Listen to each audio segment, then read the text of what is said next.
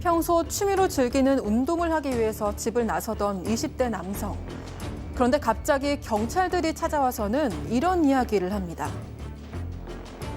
신고가 들어왔어요, 어제. 여자 화장실 했는데 어떤 남자가 들어와가지고 자기 용변 보는 걸 엿보고 갔다. 해명할 틈도 없이 경찰들은 신분증을 보여달라, 전화번호를 알려달라면서 할 말만 하고 떠나버렸다고 하는데요. 하루아침에 성범죄자로 낙인 찍힌 이 남성에게 대체 무슨 일이 벌어지고 있는 걸까요? 자, 군대 제대하고 운동하던 20대 평범한 남성이 하루아침에 성범죄자로 낙인이 찍혔다. 지금 이건 지금 난립니다, 이거. 일단 말씀하신 것처럼 군대에 제대한 지 3개월밖에 되지 않았고요. 휴학 중인 20대 남성이라고 합니다. 평소에 운동하는 걸 좋아서 아파트 단지 내에 있는 헬스장을 이용을 해서 운동하다가 화장실을 이용하고 볼일 보고 다시 운동하고 돌아왔대요. 그냥 아무 일이 없었다라는 거죠. 근데 그 다음날 또 나가려고 기다리고 있는데 처음 보는 사람이 갑자기 다가오면서 이름을 부르면서 이제 찾았네 그러더라는 거예요. 그래서 혹시 저 사람 무슨 뭐 이상한 종교 권유하거나 아니면 사기꾼 아닌가 싶어서 반사적으로 휴대전화 녹음 기능을 켰답니다. 그런데 아하. 그 사람이 알고 보니까 경찰이었다는 거고요. 그리고 경찰의 말을 듣고 정말 순식간에 얼어붙다시피 했답니다. 도를 아십니까인 줄 알았는데 갑자기 경찰이었다. 그래서 녹음을 했다. 자, 그때 그 녹음 내용 직접 들어보시죠. 신고가 들어왔어요, 어제 17시에 헬스했죠. 네. 거기서 여자 화장실 관리실 1층에 여자 만난 적 있어요, 없어요? 없는데요? 그것 때문에 계속 CCTV 확인해보니까 본인이 확인했어. 신고 내용은 여자 화장실 했는데 어떤 남자가 들어와가지고 자기 용변 보는 걸 엿보고 갔다. 그래서 자기가 도망쳐 나왔다. 이런 신고였어요? 본인 변명할 게 있을 거 아니에요. 그 상황에 대해서. 저희는 이제 그 내용은 정식적으로 이제 경찰서 와서 진술 한번 들으려고 해요. 일단 지금 제 입장을 말씀드리면 말씀드리기 전에 일단 연락 신분증도 확인. 네네. 그 나이 몇 살이에요 지금? 22살이에요. 대학생이고? 수학 중이죠. 네, 수학하다가 군대 갔다 온 거야? 네. 천천히 해. 서로. 진짜 여자 화장실에 들어갔어요? 아닙니다. 이 남성 주장에 따르면 아니고요. 이 아파트 헬스장은 지하에 있는데 화장실이 없어서 1층 화장실을 이용해야 했다고 합니다. 이 공용도 아니었다고 하고요. 왼쪽은 여자 그리고 오른쪽은 남자로 구분이 돼 있다고 합니다. 특히 남자 화장실은 소변기가 밖에 있어서 헷갈릴 수가 없고 남성은 분명히 남자 화장실을 이용했다고 밝혔습니다.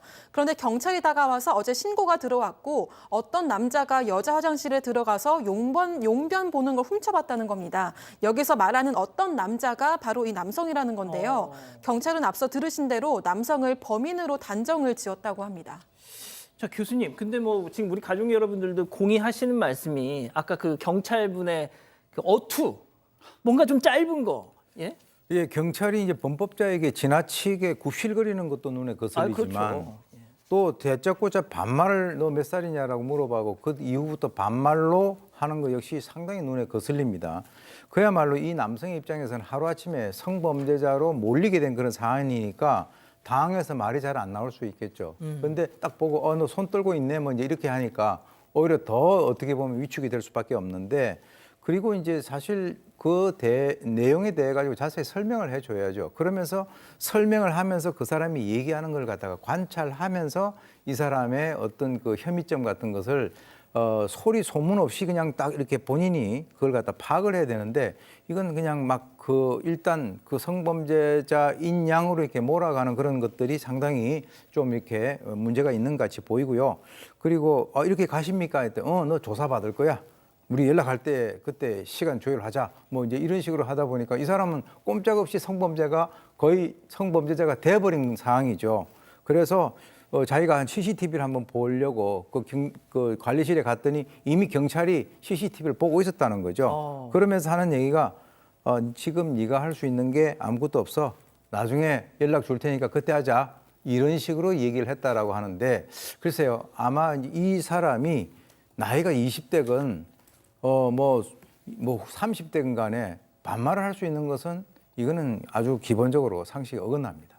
그러니까 교수님 아까 말씀하신 것처럼 뭐 범법자한테 저희가 이제 경찰 영상 많이 보잖아요. 뭐 테이저건 쏠 때나 이럴 때 뭐 흉기 내리세요. 이것도 좀 어처구니가 없지만 예, 보기가 좋지 않죠. 이것도 아주 아닌 것 같아요. 그렇습니다. 예. 자, 그럼 여기서 일단 체크포인트 짚어보죠. 떳떳하면 가만히. 자, 제보자는 앞으로 이게 지금 사건이 어떻게 진행되는 건지 정식으로 사건 접수가 되긴 한 건지 궁금해서 어머니와 함께 경찰서를 직접 찾았다고 합니다. 또 다른 경찰과 대화를 나눈 건데요. 들어보시죠. 손님인데 뭐 없다면서. 아, 네. 아, 근데 갑자기 찾아오니까. 본인은 정상 네, 근데 이런 경험이 아무래도 처음이고 막. 아니, 아까 담당자 만났다면서요. 그때 물어보셨어요. 그런 적 없어요? 아, 네, 없죠. 당연히 없죠. 그냥 가만히 있으시면 그냥 기다리세요, 지금. 떳떳하면 가만히 있으라고 했는데 만약 그 말만 듣고 지금까지 변호사 선임도 하지 않은 채 기다리고 있었으면 강제추행죄로 입건된 줄도 모르고 불안해하면서 기다리고 있었을 텐데 반말과 강압스러운 태도 때문에 움츠러들어가지고 뭐라 말할 수도 없었고요. 한 사람의 인생에 걸린 일을 좀 신중하게 다뤄주지는 못할 망정 너무 가볍게 다뤄가지고. 박 변호사님, 네. 입건이 됐어요? 자, 이게 문제예요. 제보자 지금 사건 접수 확인하려고 어머니하고 갔는데 딱 그 부분입니다. 물어보니까 아유 떳떳하면 좀 가만히 있으라고 얘기를 해가지고 사실은 더 묻지를 못했다고 하는데 이 상황을 유튜브를 개설해가지고 좀 채널에 올렸다고 합니다. 이것을 보고 어떤 유튜버가 접근해서 이거 문제될 것 같다고 해서 변호사가 와서 변호사 선임이 됐다고 합니다. 그래서 변호사를 통해서 확인을 해보니까 이 남성 강제추행죄로 이미 입건이 된 상황이고요. 그래서 입건이 됐는데 제보자 입장에서는 제대로 나한테 어떤 혐의인지 설명도 안 해주고 무죄 추정 원칙이라든지 적법 절차도 지키지 않고 실질적으로 확인도 하지 않고 성범죄자 취급했다고 해서 계속적으로 문제 제기를 하고 있는 그런 상황입니다. 자, 그런데 오늘 저희 제작진이 제보자와 연락을 해봤는데 아직까지 경찰한테서 무슨 연락을 받은 건 없다고 합니다. 자, 그런데 그 와중에 제보자의 어머님이 우연히 그 신고자로 추정되는 여성을 만났다고요. 네, 맞습니다. 제보자를 돕고 있는 유튜버가 제보자를 통해서 어머니에게 해당 여자 화장실 내부 구조를 촬영해달라고 부탁을 했다고 합니다. 그런데 이 어머니가 촬영을 할 때 바로 앞에서 신고자로 추정되는 여성을 우연히 만났다고 하는데요. 이 어머니는 여성과의 대화를 녹음했는데 앞서 경찰에 신고받았다고 전한 내용과는 달랐다고 합니다. 그러니까 만나려고 만난 게 아니라 여자 화장실 구조를 찍으려고 가셨다가 우연히 만났다는 거죠. 자, 대화 내용 들어보시죠. 남자가 뒤따라온 거야. 뒤따라서? 똑똑해요. 남편인 줄 알고 문을 열어줬어. 근데 남편인 줄 알고 열었는데 왜 남자야. 바지를 내리고 가드를 내렸어요. 거기를 만지면 씩 웃고 있었어요. 저한테. 이렇게 막 만들려고 해. 바지를 쑥 넣어. 그래서 왜? 그럼 얼마나 놀래요. 이렇게 발로 탁 하고? 어떻게 했어? 그 남자는 그냥 놔두고 도망 나왔어요? 네. 그 남자가 먼저 놀래서 나갔어요. 먼저 나갔어요? 본인보다? 네. 자, 양 변호사님, 그러니까 이제 몰래 이렇게 엿본 거 하고 아예 그냥 대놓고 앞에서 막 이렇게 한 거하고 좀 얘기가 다른데요? 얘기도 다르고요. 그리고 또 CCTV가 약간 있었다고 했지 않습니까? CCTV 영상이 남아 있어요. 근데 그 CCTV가 화장실 어디로까지 화장실 입구까지 비추지 않고 방향만 바꿔서 두 사람이 화장실 쪽으로 가는 건 찍힌 건 맞습니다. 근데 여성이 먼저 들어가고 이후에 남자가 화장실 쪽으로 옮겨갔습니다.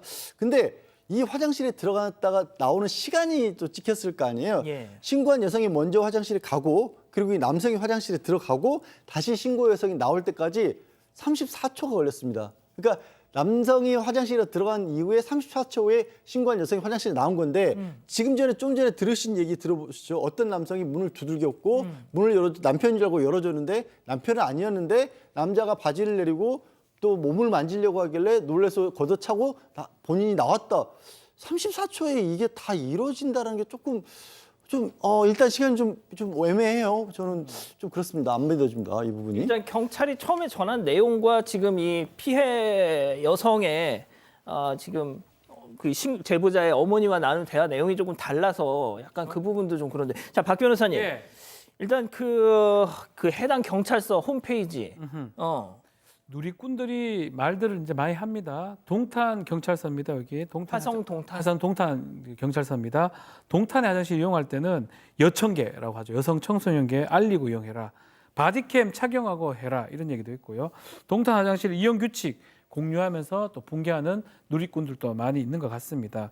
사실은 명확하지 않고 사건 내용도 이게 아닐 수도 있는 그런 상황에서 이 사람한테 좀 몰아붙인 것들이 있죠. 그러다 보니까 화성 동탄경찰서의 여청 과장은 사건 관련해서 객관적으로 증거를 토대로 누구도 억울하지 않게 엄정하게 수사하겠다라고 하고요. 또 중요한 거는 신고 처리 과정에서 경찰 간의 그 언행 부분, 부적절한 언행이 있는지 없는지 그 부분도 사실관계를 정확하게 확인하겠다고 밝힌 상황입니다. 교수님 마지막으로요. 뭐 진짜 이 뭐 진위 여부는 경찰이 수사를 통해서 밝혀내겠지만 진짜 그 태도 부분에 대해서 다시 한 번만 좀 말씀해 주세요.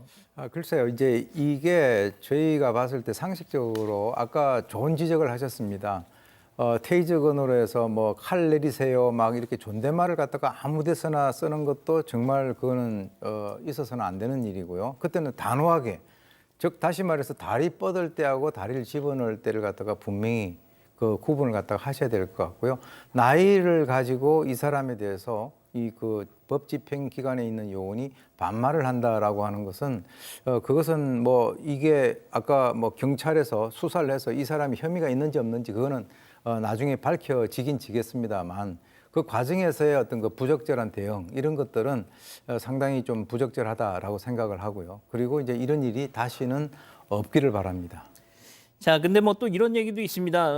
동탄뿐만이 아니라 전국 경찰에서 뭐 N번방 사건 이후에 여성 범죄를 근절하겠다고 여성 성범죄 신고 시 대응 횟수 같은 걸 매달 뭐 경찰 본청에서 지역별로 이렇게 붙여놓고 경쟁시키듯이 한다. 뭐 이런 얘기를 그런 게 오늘의 이런 좀 상황을 낳은 게 아니냐라는 얘기를 한 경찰관으로 추정되는 어떤 분의 글도 지금 회자가 되고 있더라고요. 20대 남성이 화장실을 이용했다가 성범죄자로 몰린 사건에 시민들의 공분이 이어지고 있습니다. 조사 과정에서 경찰이 반말로 응대하는 등 대처가 적절치 않았다는 비판과 함께 신고자가 말을 바꿨다며 억울한 피해가 생길 수 있지 않냐 이런 의견 많은데요. 현직 법조인의 의견을 들어봤습니다. CCTV 거기 입구밖에 없고 남자 화장실로 들어가는지 여자 화장실로 들어가는지는 아예 CCTV 상으로 모르는 거잖아요. 뭐 성추뿐만 아니라 막 기소될 수도 있어요. 지난해 법무연수원이 발간한 범죄 백서에 따르면 2022년에 우리나라에서 기소된 경우 1심 유죄를 받는 비율은 약 97%였습니다. 무죄는 3.1%였고요. 용의자로 지목된 남성은 피해자의 일관된 진술이면 심증만으로도 처벌받을 수 있다. 이런 우려가 컸다는데 실제로 그럴 수 있다는 겁니다. 부인하면은 반성 안 하는 게 되니까 막 기소하고 막 징역형 구형하고 이러니까 자기는 진짜 억울한데 그냥 인정해달라고 하는 사람도 있어요. 벌금형 나오면은 그냥 인정해도 된다 이러면서. 홍 변호사는 스스로 무죄를 증명하지 못하면 유죄가 되는 경우를 자주 봤다면서 반말로 피의자의 자백을 강요하고 압박하는 분위기가 일상화됐다고도 말합니다. 현장에서 무죄 추정의 원칙이 잘 지켜지지 않고 있고 이런 관행을 개선해야 한다고 주장했는데요. 한편 동탄경찰서 관계자는 언론을 통해 잘못이 있다면 규정에 따라 조치하겠다며 처음부터 반말한 것은 아니지만 잘못된 행동이었다 이렇게 말한 걸로 알려졌습니다.